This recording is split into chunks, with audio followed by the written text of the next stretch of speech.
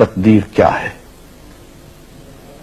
اگر سب کچھ پہلے سے ہی لکھا لکھایا ہے تو ہم اپنے اعمال کے ذمہ دار کس طرح ہوئے؟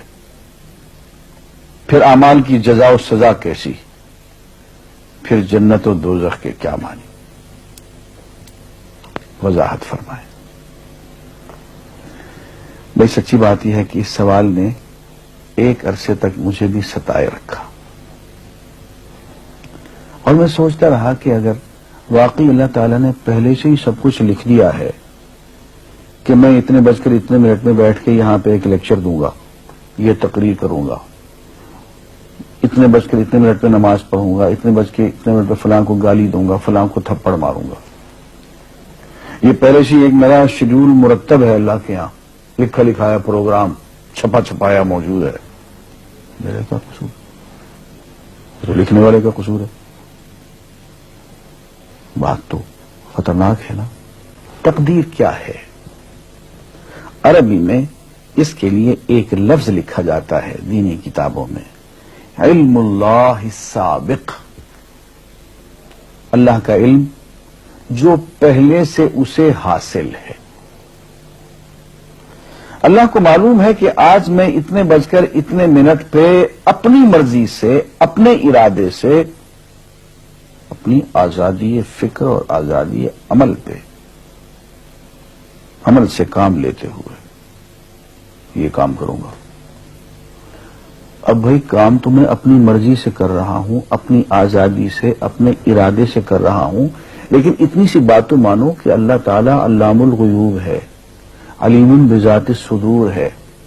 مجھے اپنے بارے میں پتہ نہیں ہے کہ کل 10:10 پہ میں کیا کروں گا، اس کو پتہ ہے۔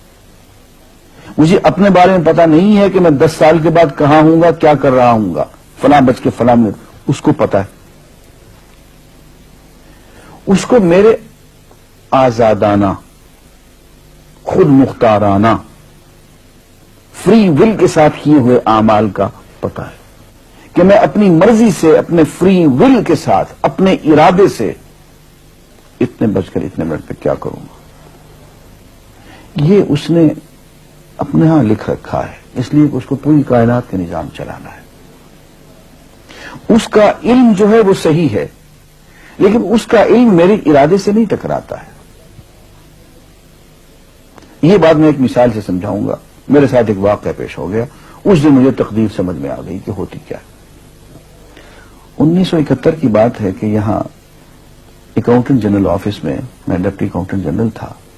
اس زمانے میں ایک مشہور نجومی تھا شیخ صادق، یہاں قلعہ گزر سنگھ میں رہتا تھا۔ وہ پتہ نہیں بیچارہ زندہ ہے یا فوت ہو گیا۔ انہوں نے دروازہ کھولا، میرے کمرے میں آ گیا۔ کہاں صاحب ہم آپ کی خدمت کرنا چاہتے ہیں، ہم آپ کو مستقبل کے بارے میں کچھ بتانا چاہتے ہیں۔ میں نے کہا بھائی میرے پاس فضول باتوں کے لیے وقت نہیں ہے، میں علم نجوم وغیرہ کو اس قسم کی یہ فضول باتوں کو میں نہیں مانتا ہوں، مشغول آدمی ہوں، ان چکروں میں مجھے مت ڈالو۔ اس نے کہا سر مجھے صرف 1 منٹ تو آپ دے دیں۔ میں نے کہا ہاں 1 منٹ دیتا ہوں۔ اس نے ایک بہت بڑا کاغذ میرے سامنے لکھا جس پہ 40 خانے بنے ہوئے تھے، 40 چیزوں کے نام لکھے ہوئے تھے، مختلف چیزوں کے نام، کتاب، قلم، اینک، کاپی، دوات، پینسل، میز، بادل، برکھا، مسجد، مندر، ایسی ایٹ رینڈم چیزوں کے نام، 40 چیزوں کے نام لکھے ہوئے تھے۔ وہ کہنے صاحب آپ ان میں سے کسی ایک چیز پہ انگلی رکھ دیں یا اس کا نام آپ اس کاغذ پہ لکھ دیں۔ اور مجھے یہ کہتے کہتے اس نے ایک پیس آف پیپر میری میز سے اٹھایا اور اس پہ کچھ لکھا اور اس کو یوں الٹا کے رکھ دیا۔ میں نے کہا تم نے یہ کیا کیا؟ کہنے لگے جی میں نے وہ چیز لکھ دی ہے، وہ نام جو ابھی آپ لکھیں گے۔ تو اب میں پریشان ہو گیا۔ تماشے کی بات ہے نا کہ جو چیز میں سوچ سوچ کے اپنے ارادے سے، اپنی مرضی سے ابھی لکھوں گا، اس نے پہلے جو لکھے وہاں رکھ چھوڑ دیے میرے سامنے۔ اب میں سوچ میں پڑ گیا کہ یار وہ چیز لکھوں جو اس نے نہ لکھی ہو۔ کبھی میں اس کا ارادہ کروں، کبھی اس کا ارادہ کروں، تنگ آ کے آخر میں نے کسی ایک چیز کو لکھ دیا، میری یہ ہے۔ اس نے جب وہ الٹایا تو وہ وہی چیز نکلی۔ اب پتہ نہیں یہ کیا چکر تھا اس کا، خدا ہی جانے۔ کوئی اس کا علم ہوگا، کوئی فن ہوگا، کوئی تک بازی ہوگی، تک بندی ہوگی کوئی. لیکن اس دن مجھے پتا چلا کہ یار اس کو جو کچھ میں نے لکھا ہے اپنے ارادے سے لکھا ہے, اپنی مرضی سے لکھا ہے, اس سے پابند ہو کے نہیں لکھا.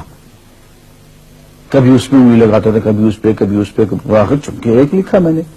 لیکن اس کا وقت کو پہلے سے پتا تھا کہ میں کیا لکھنے والا ہوں, اور اس نے پہلے سے وہاں لکھ کے رکھا ہوا تھا. میں نے کہا یار ایک محدود علم والا آدمی میرے آئندہ کے اعمال کو اپنے ہاں لکھ کے رکھ سکتا ہے. چونکہ وہ عمل میں اپنی مرضی سے کر رہا ہوں, اپنے ارادے سے کر رہا ہوں, کوئی مجبوری نہیں ہے اس میں, لیکن وہ میری مرضی والا عمل, میرے اپنے ارادے سے کیا ہوا عمل, پوری آزادی کے ساتھ کیا ہوا عمل, اس نے پہلے سے اپنے یہاں لکھ کے رکھا ہوا. یار اگر یہ انسان کر سکتا ہے تو رحمان کیوں نہیں کر سکتا؟ اس نے میرے سارے اعمال جو میں آئندہ چل کے کرنے والا ہوں, وہ سارے کے سارے اعمال اس نے اپنے یہاں لکھ کے رکھے ہیں. اس کو انتظام کرنا ہے, میرے رزق کا انتظام بھی کرنا ہے, آگے میری زندگی, میری موت, میری قبر میں اکوموڈیشن کا پتہ نہیں کہاں کا میرے اس نے انتظامات کرنے ہیں.